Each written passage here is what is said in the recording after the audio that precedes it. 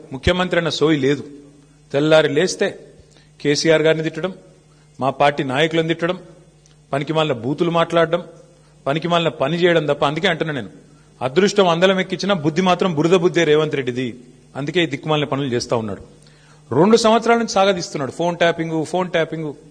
నేను ఇవాళ అడుగుతా ఉన్నా రేవంత్ రెడ్డిని, ఎందుకు ఒక్క అధికారి గాని, ఒక్క మంత్రి గాని, లేదా స్వయంగా హోంమంత్రి ముఖ్యమంత్రిగా ఉన్న ఈ రాష్ట్రంలో ఒక్క అఫీషియల్ ప్రెస్ మీట్ ఎందుకు ఉండదండి ఫోన్ ట్యాపింగ్ మీద? ఒక్కరు బయటకు వచ్చి ఎందుకు మాట్లాడరు? ఎన్ని రోజులు లీక్ల మీద బతుకుతావు? జరిగింది తప్పు అంటున్నావు, ఏం తప్పు జరిగింది చెప్పు. ఇంకెన్ని రోజులు లీక్ల మీద బతుకుతావు? ఎన్ని రోజులు లీకులు ఇచ్చుకుంటా ఫలానా వల్లదైంది, ఇదైంది, అల్లమైంది, బెల్లమైంది, పనికిమాలిన లీకులు తప్ప ఒక్క అధికారిక ప్రెస్ మీట్ ఈరోజు వరకు ఉందా?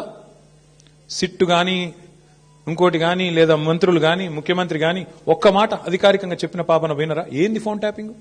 ఎవరి ఫోన్ ట్యాపింగ్? ఎక్కడ ఫోన్ ట్యాపింగ్? ఏం జరిగింది?